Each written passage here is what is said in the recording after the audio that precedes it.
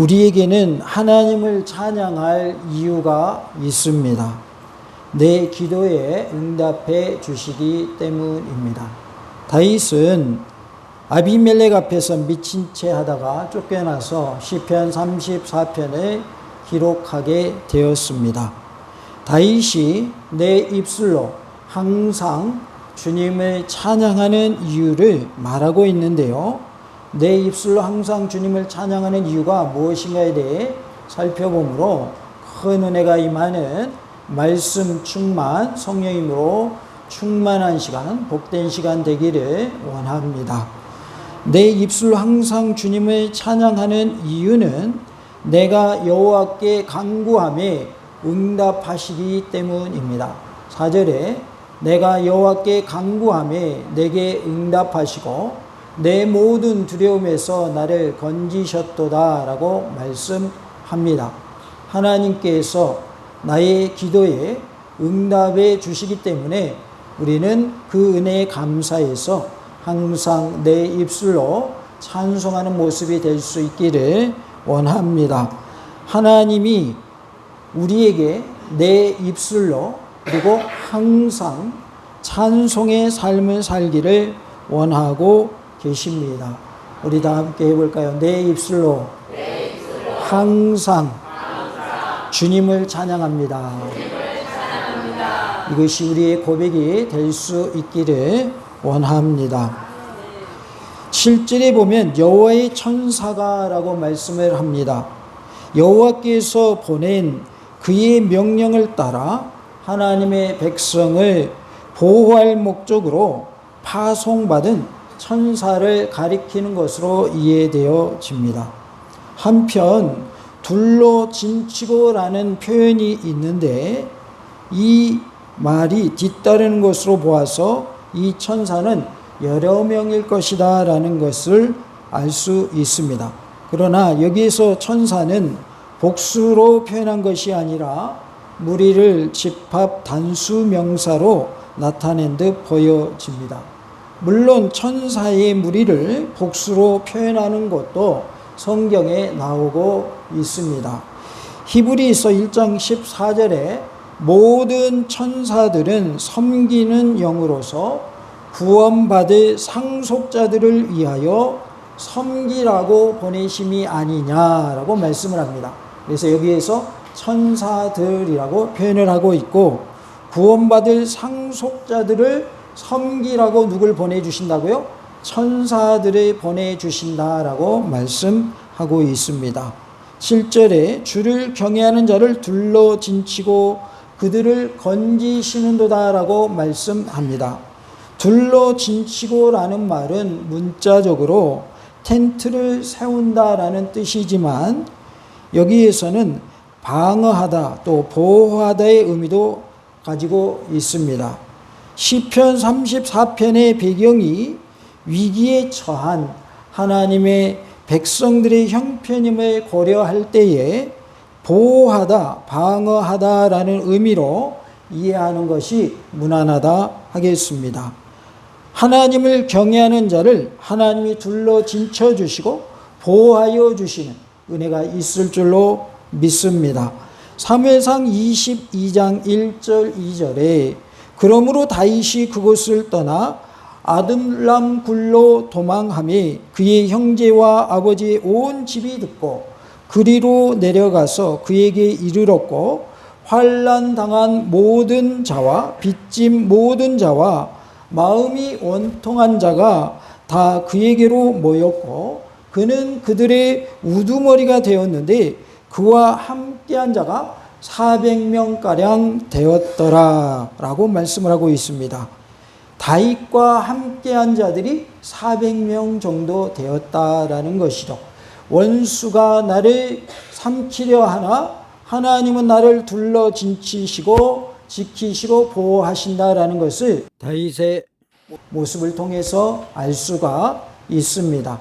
우리의 대적 마귀가 우리를 삼키려 할지라도 하나님이 나를 둘러 진치시고 보호하여 주실 줄로 믿습니다. 다 같이 합시다. 하나님은 나를 지키시고 보호하십니다. 하나님이 나를 지키시고 보호하심을 믿으시기 바랍니다. 주님을 경외하는 자를 보호하신다라고 말씀을 하고 있어요. 하나님을 경외함으로 보호하심을 받는 은혜가 우리 모두에게 있기를 간절히 원합니다. 8절에 보면 너희는 여호와의 선하심을 맛보아 알지어다라고 말씀합니다. 맛보아라는 말은 어떤 식물의 맛을 보다, 분별하기 위하여 약간 먹다, 마음으로 인식하다, 노력하다, 경험하다 등의 뜻이 있습니다. 여기서는 하나님의 선하심을 시험적으로, 경험적으로 생생하게 느껴보라라는 의미로 볼 수 있습니다. 그래서 우리는 하나님의 선하심을 생생하게 체험하는 은혜가 있기를 원합니다. 청유형으로 8절이 되어 있는 것으로 보아서 그 대상은 시편 기자와 유사한 환난을 경험하고 있는 어떠한 회중으로 볼 수 있습니다. 하나님의 선하심을 경험적으로 생생하게 느끼며 사시는 복된 삶이 다 되시기 바랍니다. 우리 자녀들의 앞날도 선한 길로, 의의 길로, 형통의 길로 하나님이 인도해 주실 줄로 믿습니다. 왜냐하면 하나님은 선하신 하나님이시기 때문에 그렇습니다. 그러기에 우리는 하나님께 모든 것을 맡기고 하나님께서 이루어 가시는 일들을 체험하며 사는 복된 삶이 되기를 원합니다. 하나님은 우리를 좋은 곳으로 허락하시지 나쁜 곳으로 허락하시지 않습니다. 하나님은 우리에게 평안을 원하시지 우리가 재앙당하기를 원하지 않으십니다. 환난 당하기를 원하시는 것이 하나님의 뜻이 아닙니다. 우리가 평안을 누리게 하신 것이 하나님의 뜻입니다. 그런데 때로는 환난이 있는데 그것은 우리로 하여금 환난을 극복하고 믿음으로 승리하라고 주시는 것인 줄로 믿습니다. 환난이 내게 있을지라도 그것이 하나님의 본심이 아니다 그 말이에요. 그것을 통해서 하나님께서 내게 하시고자 하는 메시지가 있는 것이고 그것을 통해서 하나님이 하시고자 하는 뜻이 있는 거예요. 이루시고자 하는 뜻이 있다 그 말이에요. 그래서 하나님의 뜻을 묻고 어려운 과정 속에서도 환난 중에서도 이겨내시는 은혜가 있기를 원합니다. 하나님이 우리에게 이렇게 하나님의 선하심을 맛보아 알라라고 말씀해 주고 있습니다. 소금이 짜다는 것은 우리가 이미 경험해 보았기 때문에 소금을 맛보지 않아도 알지요. 그러나 전혀 내가 경험해 보지 못한 어떤 음식을 접하게 되었다 그러면 먹어보기 전에는 그 맛을 알 수가 없습니다. 특히나 이제 외국 여행을 가게 되면 새로운 음식들을 접할 기회가 있겠죠. 그 음식을 먹기 전에는 그 맛을 알까요, 모를까요? 모르죠. 먹어봐야 아는 거죠. 하나님의 선하심을 우리는 맛보아야 된다 그 말이에요. 생생하게 체험해야 된다. 하나님과 함께하는 삶, 하나님이 나를 도와주시고 나를 일으켜 세우시는 삶을 체험한 사람들은 환난이 와도 넘어지지 않습니다. 흔들리지 않습니다. 요즘 비가 많이 와서 산사태도 일어나고 여러 가지 어려운 일들이 많이 있는데 집안이 튼튼하다면 비가 와도 문제가 없는 거죠. 그런데 집안이 약한 경우에 비가 많이 오니까 산사태도 나고 여러 가지 어려운 일들이 있는 것이죠.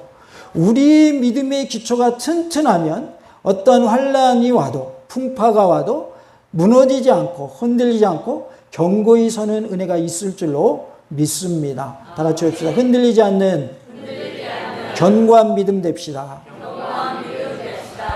아무리 힘이 세도 엄청난 무게의 돌을 들기는 쉽지가 않죠. 그 돌을 들 만한 그러한 힘이 있지 않은 한은 들 수가 없는 것이죠. 그러나 하나님께는 태산과 같은 문제도 하늘 위에서 내려다보이 산에 불과한 줄로 믿습니다. 주님이 보실 때에는 문제가 아닌 것입니다. 우리가 볼 때는 엄청난 일이고 힘든 일이지만 하나님이 보실 때는 너무나도 쉬운 일인 거예요. 그래서 주님 앞에서는 주님이 하시고자 하면 불가능이란 없다라는 사실을 꼭 기억하시기 바랍니다. 그래서 그런 표현이 있죠. 주님이 하시면 됩니다. 하나님이 하시면 됩니다. 라는 표현이 있습니다. 우리도 함께 고백해 보겠습니다. 하나님이 하시면 됩니다. 하나님이 하시면 됩니다. 우리 질병도 하나님이 고쳐주시면 나을 줄로 믿습니다.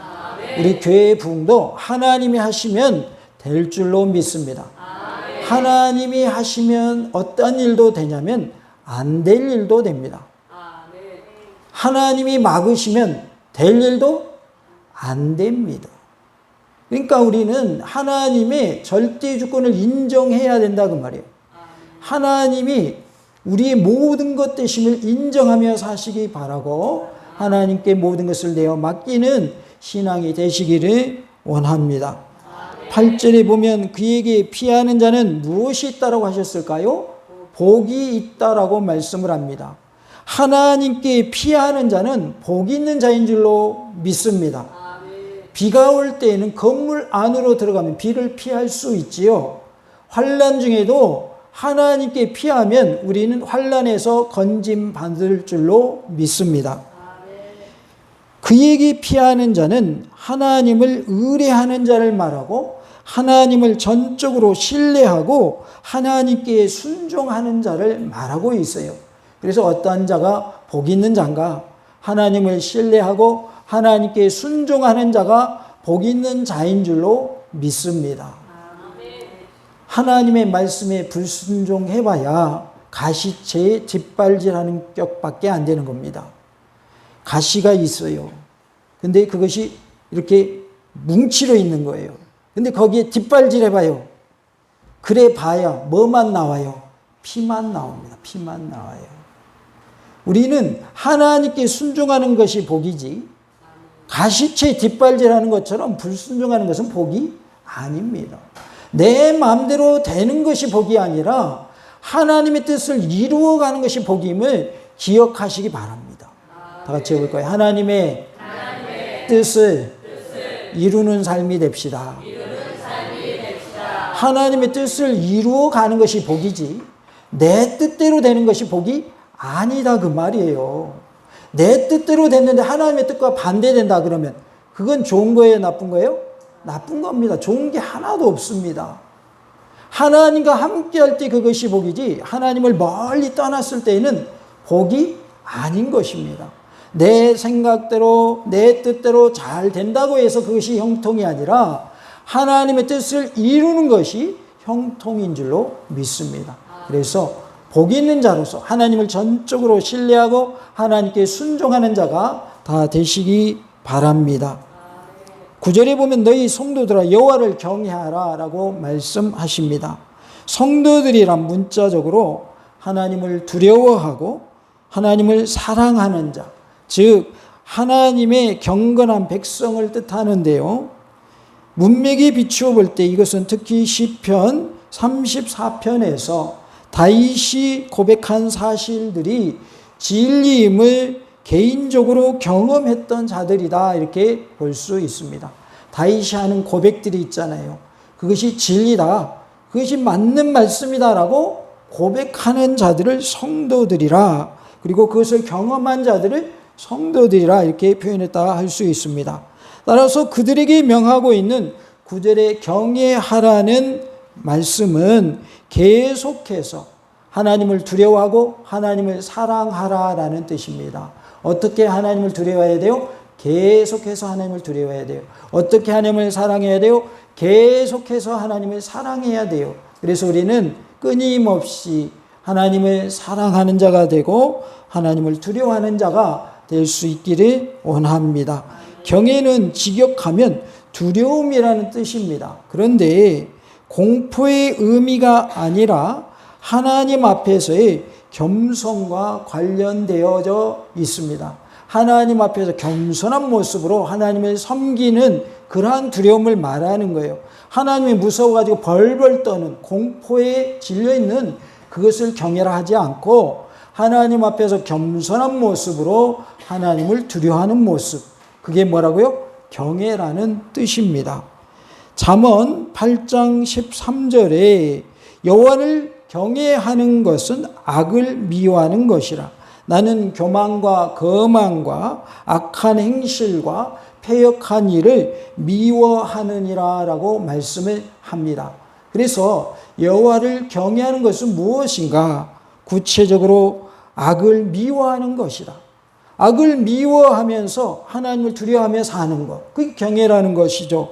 교만한 것, 거만한 것, 악한 행실, 패역한 일들을 다 미워하고 그것을 멀리하면서 하나님을 두려워하며 사는 것, 그게 뭐라는 거예요? 그게 하나님 경외다라고 말씀을 하고 있어요. 그래서 우리는 패역한 입 또한 미워하는 자가 되기를 원합니다. 우리 입술로 패역한 말을 해서는 안 될 줄로 믿습니다. 가능한 한 나쁜 말은 입에 담지 마시기 바랍니다. 입에 담잖아요. 그러면 그 말에 내가 지배를 받게 돼요. 사랑의 말을 하게 되면 뇌가 그 사랑이라는 단어에 반응을 하게 돼요. 그러면 내 행동이 사랑의 행동으로 나와요. 그런데 미워하는 말을 하고 남을 험담하는 말을 하게 되면 뇌가 반응을 해요. 그래서 행동으로 다른 사람을 나쁘게 욕하고 험담하는 일을 계속 할 수밖에 없는 거예요. 우리의 뇌는 들린 대로 반응한다고 그래요. 이게 과학적인 거거든요. 뇌가 들린 대로 반응을 하기 때문에 우리는 패역한 입이 돼서는 안 된다. 패역한 말을 멀리 하시고 내어버리시기 바랍니다. 그를 경외하는 자에게는 부족함이 없도다라고 9절에 말씀하고 있습니다. 부족함이 없다라고 하는 것은 성도의 모든 필요가 풍성히 공급된다라는 것인데요. 즉 여호와를 두려워하고 사랑하는 성도들의 실제적인 모든 필요의 문제가 곧 해결될 것이다 라는 뜻입니다. 그러나 여기에 이 언급을 절대적 보편적 진리로 간주해서는 안 됩니다. 다시 말해서 이 언급이 여호와를 두려워하고 사랑하는 자는 그 어떤 경우에 있어서도 굶주리지 않고 목마르지 않고 의복과 안락한 집을 보장받는다라는 것을 의미하지는 않는다라는 거예요. 그럼에도 불구하고 성경은 여러 곳에서 여호와를 두려워하는 자에 대한 영적인 그리고 일시적이긴 하지만 물질적인 축복을 보증하고 있습니다. 가장 큰 복인 영적인 복을 누리시기 바랍니다. 그리고 거기에 보너스로 물질적인 복도 누리시기 바랍니다. 방금 말씀드린 것처럼 모든 것이 다 술술 잘 풀리는 그것만을 말하는 것은 아니에요. 그러나 그러한 복도 주시기도 한다라는 것이죠. 물질이 많고 적음은 예수를 믿기 때문에 물질이 많아지고 안 믿으니까 물질이 없고 그런 건 아니잖아요. 그렇죠? 그러니까 그런 차원이 아니라 우리는 먼저는 영적인 복을 받아야 돼요. 그리고 하나님이 허락하시면 육적인 복도 우리가 누리며 사는 그러한 은혜가 있기를 원합니다. 무조건 육적인 것이 나쁜 거 아닙니다. 건강 무조건 나쁜 거 아니죠. 하는 일 잘 되는 거 무조건 나쁜 거 아니에요.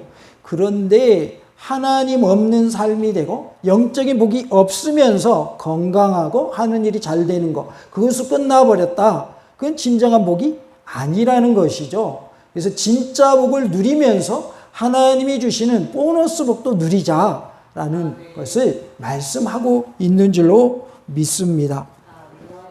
우리가 이렇게 영적인 복뿐만 아니라 육적인 복도 받아 누려야 할 줄로 믿습니다.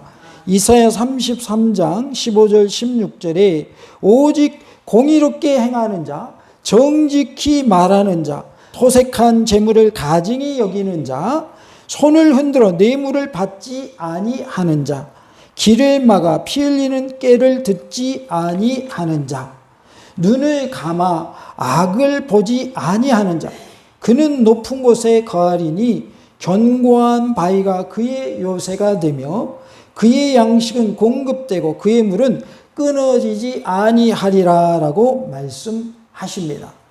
그렇다면 여호와를 경외하는 자에게 부족함이 없다는 말의 뜻은 생활에 필요한 기본적인 의식주의 문제에 대해서 시기적절하게 해결해 주신가 아울러서 금생과 내생에서 누리게 될 영적인 행복을 말하는 것으로 이해해야 할 것입니다. 하나님은 우리에게 금생뿐만 아니라 내생에도 복을 주신다라는 것이죠. 그래서 살아있는 동안에도 복이 임하고 또 하나님 품에 가서도 복이 임한다. 그래서 정말 중요한 복은 영적인 복이다. 영적인 복이다. 이 땅에서 누리는 육적인 복들은 제한적이고 유한하죠. 영원하지 않습니다. 그러나 하나님이 주신 영적인 복은 영원한 줄로 믿습니다. 그러기에 영적인 복을 사모하시기 바랍니다. 디모데전서 4장 8절에 육체의 연단은 약간의 유익이 있으나 경건은 범사에 유익하니 금생과 내생의 약속이 있느니라 라고 말씀을 합니다. 여호와를 경외하여 부족함이 없는 삶을 다 누리시기 바랍니다. 금생과 내생에 하나님이 약속을 해 주셨다라는 거예요. 특별히 우리가 부모를 잘 공경하면 이 땅에서 장수의 복을 누리게 하신다고 그랬죠. 이것은 살아있는 동안 누리는 복이죠.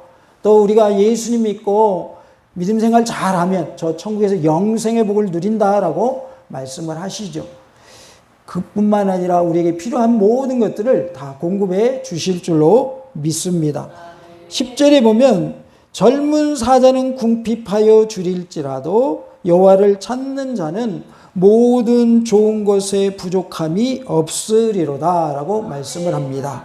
젊은 사자는 힘센 육식 동물로서 능히 스스로 자신의 먹이를 찾을 수 있는 동물 또는 어린 사자, 즉 스스로 먹이를 찾을 수 없어서 어미 사자에게 의존해야 하는 동물로 해석하는 두 견해가 있는데 여기서는 어린 사자로 해석하는 것이 마땅하다 하겠습니다. 문맥에 비춰보면 여호와에 대한 의존과 의뢰를 계속해서 강조하고 있음을 감안할 때에 어린 사자로 해석하는 것이 바람직하다 하겠습니다. 마치 어린 새끼 사자가 강한 어미 사자를 의존하듯이 인간적인 강한 그 무엇을 의존하는 자는 잠시 풍족할 수는 있으나 그 의존의 대상이 사라지게 되면 곧 궁핍을 느낄 수밖에 없다라는 것입니다. 아무리 사람이 권력이 있어도 그 권력은 유한하죠. 권력이 영원하지는 않습니다. 살아있는 동안 그 사람의 권력이 있어서 그 사람의 도움을 받았다 할지라도 만약에 그 사람이 죽는다면 그 사람의 권력의 힘을 더 이상 내가 혜택을 누립니까? 못 누립니까? 못 누리죠. 그러니까 우리가 하나님을 의지하는 것이 진짜 복이고 내게 어떠한 내 뒤를 봐주는 그런 사람이 없다 할지라도 하나님이 나를 도와주시면 하나님이 조력자들을 붙여주실 줄로 믿습니다. 하나님은 그렇게 일하시는 분이지 내가 육적으로 무엇을 다 갖췄기 때문에 나를 들어 쓰시는 것이 아니다 그 말이에요. 부족하면 하나님이 채워주십니다. 나에게 재능이 필요하다 그러면 재능을 주셔서 감당하게 하신다 그 말이에요.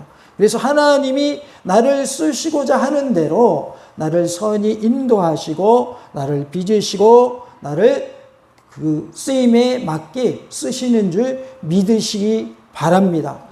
어떤 한 사람이 하나님께 쓰임받는 과정 중에는 그 사람이 태어나서부터 지금까지의 모습을 보면 현재의 그 모습으로 쓰시기 위해서 지금까지의 과정이 있었던 것을 우리는 보게 됩니다. 한 사람이 운동도 잘해요. 공부도 잘해요. 그런데 신앙생활도 잘해요. 그런데 하나님이 그 사람을 쓰셔요.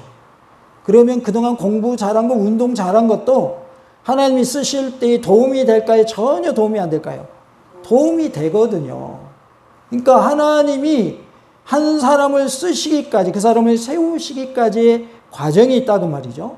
그러면 이것도 배우게 하시고 저것도 배우게 하셔서 하나님이 쓰시기에 합당한 모습으로 빚어 가시는 줄로 믿습니다. 그래서 하나님의 뜻 가운데에서 우리가 주님께 크게 쓰임받는 복된 삶이 될 수 있기를 간절히 원합니다.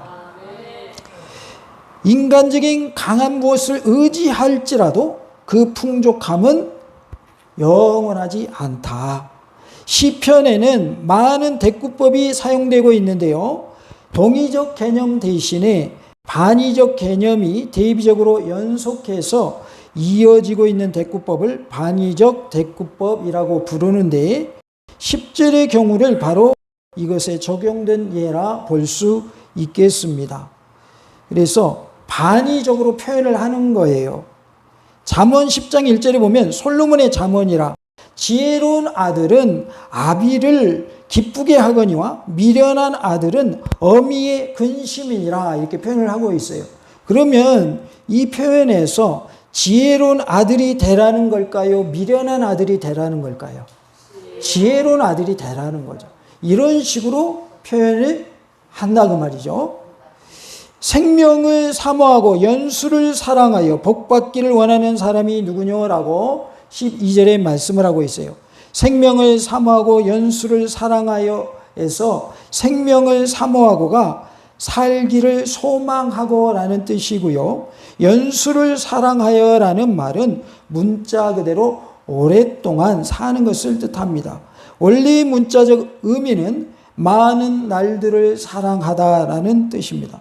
이 구절들은 결국 장수한다는 뜻의 강조형이라 할 수 있습니다. 시편에서 유사한 개념의 반복은 무슨 뜻일까요? 반복한다는 것은 강조한다는 뜻을 가지고 있습니다. 그래서 중요한 말은 반복합니까? 한 번 말하고 끝내버립니까? 반복하게 되어 있습니다. 그래서 성경에서도 보면 유사한 단어들을 열거하면서 반복한다는 거예요. 그만큼 그 말이 뭐하다? 중요하다라는 것을 말씀하고 있습니다. 사실 땅 위에서 오래 살고 싶은 소망은 인간의 본능적이고 자연스러운 욕망이며 그것을 바라는 일은 결코 악이 아닙니다. 분명 성경은 장수를 긍정적인 관점에서 보고 있습니다. 에베소서 6장 1절로 3절을 보면 그것을 알 수가 있어요. 저자는 이 같은 모두의 관심사에 대해서 운을 댐으로써 청중으로 하여금 이어질 내용에 관심을 기울이게 하고 있습니다. 생명, 연수는 신약에서 영생과 동일한 의미를 지니고 있는 표현입니다. 그래서 생명이라고 표현되어 있고 연수라고 표현되어 있는 것은 신약적 개념으로 보면 무엇과 이어져요?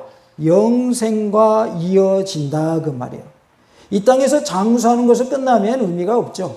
천국에서 영생을 누려야죠.